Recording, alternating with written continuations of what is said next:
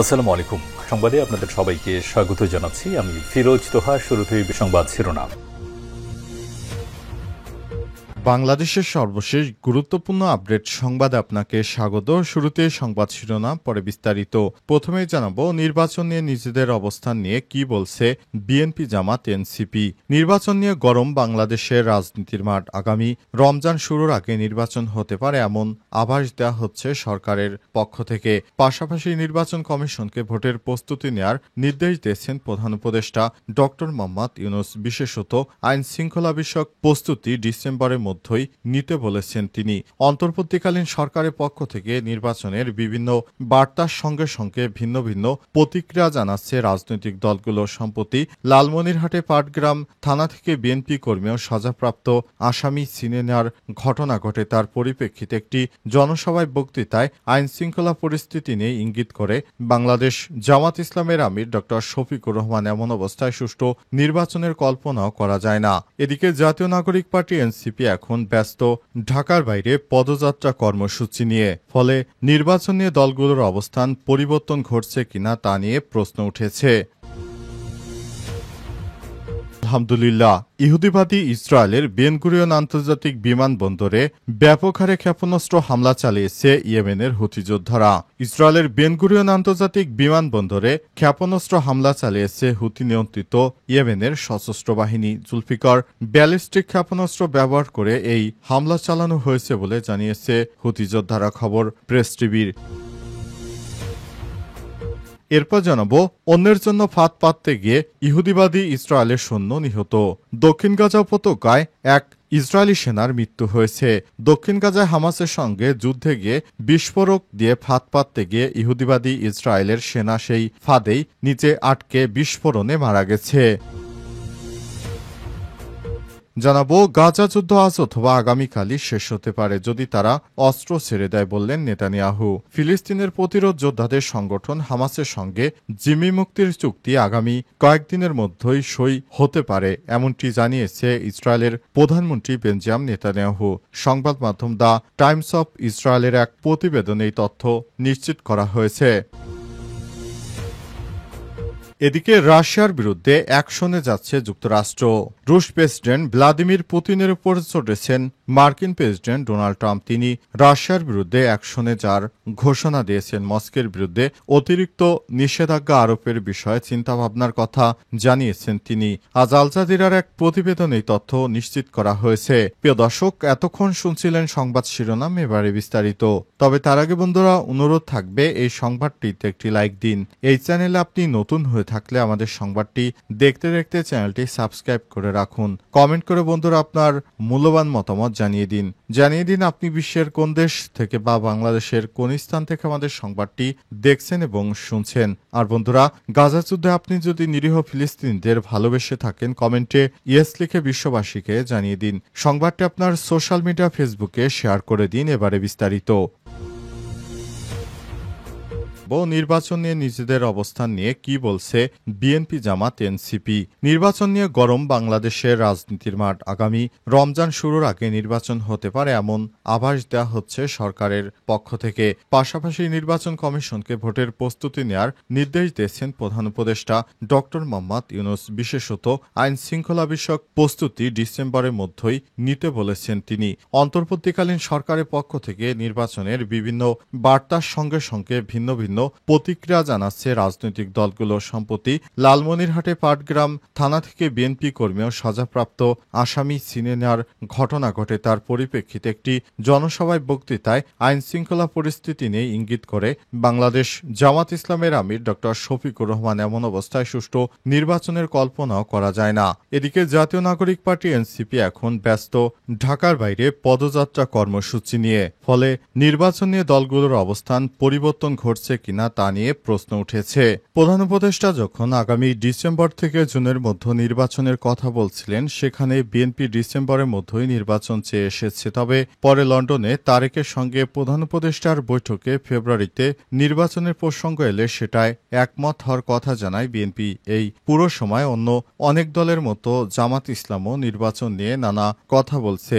দলটির শুরুতে প্রধান উপদেষ্টা ডিসেম্বর থেকে জুনের সময়সীমাকে সাধুবাদ জানায়। তারা বলে এই সময়সীমার যে কোনো মাসে নির্বাচন নিয়ে আপত্তি নেই জামাতের। তবে দলটির অবস্থান আরও পরে কিছুটা পরিবর্তন হয়েছে বিভিন্ন সময়। কখনো দলটি এই সময়সীমার মধ্যেই নির্দিষ্টভাবে এপ্রিল মাস, আবার কখনো ফেব্রুয়ারিতে নির্বাচনের কথা বলেছে, যদিও দলটির নেতারা এসব বক্তব্যকে নির্বাচনের তারিখ নিয়ে দলের অবস্থানের পরিবর্তন হিসেবে দেখতে নারাজ। এ ব্যাপারে জামাতের নায়েবে আমির সৈয়দ আবদুল্লাহ মোহাম্মদ তাহের আসলে অবস্থানের কোনো পরিবর্তন নেই। জামাত প্রথম থেকে নির্বাচনের সময় নিয়ে যে বক্তব্য দিয়ে এসেছে সেখানে ধারাবাহিকতা আছে। ইসরায়েলের বেন গুরিয়ন আন্তর্জাতিক বিমানবন্দরে ক্ষেপণাস্ত্র হামলা। ইসরায়েলের বেন গুরিয়ন আন্তর্জাতিক বিমানবন্দরে ব্যাপক হারে ক্ষেপণাস্ত্র হামলা শুরু করেছে হুতি যোদ্ধারা। হুতিদের একটি হামলায় ইহুদিবাদী ইসরায়েলের অবস্থা চরম শোচনীয় পর্যায়ে নেমে এসেছে। ইহুদিবাদীরা মনে করেছিল যে আমরা গাজা যুদ্ধে হয়তো জয়লাভ করতে পারব, কিন্তু ইরান হামাস যোদ্ধারা এছাড়াও ইয়েমেন থেকে একের পর এক হামলায় ইহুদিবাদী ইসরায়েলের সমস্ত গুরুত্বপূর্ণ স্থাপনা সবকিছু ধ্বংস হয়ে যাচ্ছে। ইহুদিবাদী ইসরায়েলিরা পালানো ছাড়া তাদের আর কোনো উপায় নেই। তারা পালিয়ে বিভিন্ন স্থানে আশ্রয় নিচ্ছে। কিন্তু ইহুদিবাদী ইসরায়েলিরা যেভাবে যুদ্ধে জেতার সম্ভাবনা ছিল সেটি এখন ধ্বংস হয়ে গেছে। তারা মনে করেছিল সহজেই তারা এই যুদ্ধে জিততে পারবে, কিন্তু দেখা যাচ্ছে তারা কোনো কিছুই অর্জন করতে পারছে না। আজ এক বিবৃতিতে ইয়েমেনি বাহিনী জানিয়েছে তারা এই অভিযানে জুলফিকার ব্যালিস্টিক ক্ষেপণাস্ত্র ব্যবহার করেছে এবং এই ক্ষেপণাস্ত্র হামলা সফলভাবে তার লক্ষ্য অর্জন করেছে। এদিকে ইয়েমেনি ক্ষেপণাস্ত্র হামলায় ইসরায়েল অধিকৃত অঞ্চলে ৩০০টিরও বেশি শহরে সাইরেন বাজানো হয়, ফলে জানিয়েছে অধিকৃত অঞ্চলের সংবাদ মাধ্যমগুলো। ইয়েমেনি বাহিনী বিবৃতিতে দাবি করে এই অভিযানের লক্ষ লক্ষ ইহুদিরা আশ্রয় কেন্দ্রে পালিয়েছে এবং তেল আবিবের বেন গুরিয়ন আন্তর্জাতিক বিমানবন্দরে বিমান চলাচল বন্ধ হয়ে গেছে। ইহুদিবাদীরা তারা মনে করেছিল যে তারা খুব সহজেই এই যুদ্ধে জয়ী হতে পারবে, কিন্তু তারা জয়ী তো হবেই না, তাদের ধ্বংস এখন অনিবার্য হয়ে পড়েছে। অন্যের জন্য ফাঁদ তৈরির সময় প্রাণ গেল ইসরায়েলি সেনার। আলহামদুলিল্লাহ, দক্ষিণ গাজা উপত্যকা একটি দুর্ঘটনাজনিত বিস্ফোরণে ইসরায়েলের সশস্ত্র বাহিনী আইডিএফের এক কর্মকর্তা নিহত হয়েছে বলে জানিয়েছে ইসরায়েলের সেনাবাহিনীর নাম ক্যাপ্টেন রেই বিয়ান, বয়স ২১। তিনি গোলানি ব্রিগেডের রিকনস্ট্রেন্স ইউনিটের টিম কমান্ডার হিসেবে দায়িত্ব পালন করছিলেন এবং ইসরায়েলের সোরাশিম শহরের বাসিন্দা ছিলেন।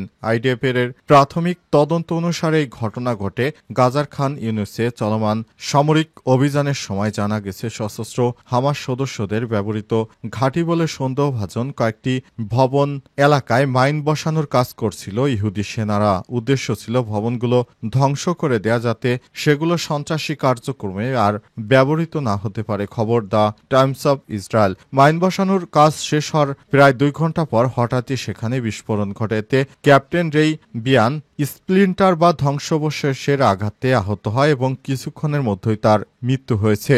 ইসরায়েলের সেনাবাহিনী আইডিএফ জানিয়েছে ঘটনাটি এখনও তদন্ত করা হচ্ছে এবং প্রকৃত কারণ উদ্ঘাটনের চেষ্টা চলছে। ইসরায়েলি সশস্ত্র বাহিনীর হিসাব অনুযায়ী গাজার অভিযান চলাকালে সর্বমোট ৮৮৭ থেকে ৮৮৮ জন ইহুদিবাদী ইসরায়েলের সৈন্য নিহত হয়েছে।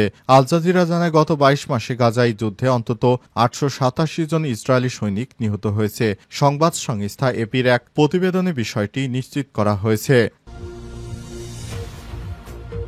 গাজা যুদ্ধ আজ অথবা আগামীকালই শেষ হতে পারে যদি তারা অস্ত্র ছেড়ে দেয় বললেন নেতানিয়াহু।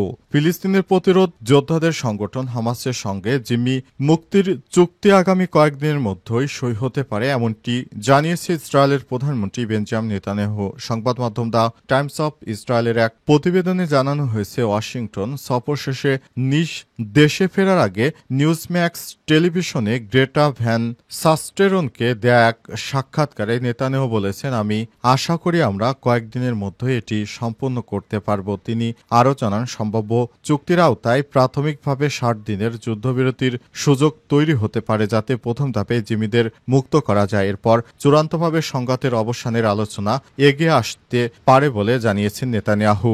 এ সময় তিনি আরও বলেছেন, সম্ভাব্য চুক্তির আওতায় প্রাথমিকভাবে আমরা যা মনে করেছি সেটি হতে পারে। আমরা ৬০ দিনের চুক্তি করতে আগ্রহী, সেটি হতে পারে। যুদ্ধ আজই শেষ হতে পারে। যদি নেতানিয়াহু বলেন এই যুদ্ধ আজ বা আগামীকালই শেষ হতে পারে যদি হামাস তাদের অস্ত্র ছেড়ে দেয়। তিনি আরও বলেছেন, আমরা বিশ্বাস করি আমরা আমাদের লক্ষ্য অর্জন করতে পারব। আমাদের লক্ষ্য অযৌক্তিক নয়। আমরা হামাসকে পরাজিত এবং আমাদের জিম্মিদের ঘরে ফিরে আনতে বদ্ধপরিকর। এদিকে হামাসকে তীব্রভাবে অভিযুক্ত করে ইসরায়েলি প্রধানমন্ত্রী বলেছেন, হামাস তাদের নিজস্ব জনগণকে মানবঢাল হিসেবে ব্যবহার করছে এবং গাজা থেকে বেসামরিকদের পালাতে বাধা দিচ্ছে। যারা পালাতে চায় তাদের গুলি করে হত্যা করা হচ্ছে। নেতানিয়াহুর ভাষায়, তারা চায় বেসামরিক মৃত্যু, ইসরায়েলের উপর দোষ চাপাতে। তারা চায় আন্তর্জাতিক মিডিয়া দেখাক ইসরায়েল বেসামরিকদের হত্যা করছে। বাস্তবতা হচ্ছে হামাস নিজের জনগণকেই তারা নিজেরাই হত্যা করছে। তারা সত্যিকারের দানব। সত্যিকারের ট্রাম্পের সঙ্গে কাজ করার অভিজ্ঞতা নিয়ে নেতানিয়াহু আরও বলেছেন, ট্রাম্পের সঙ্গে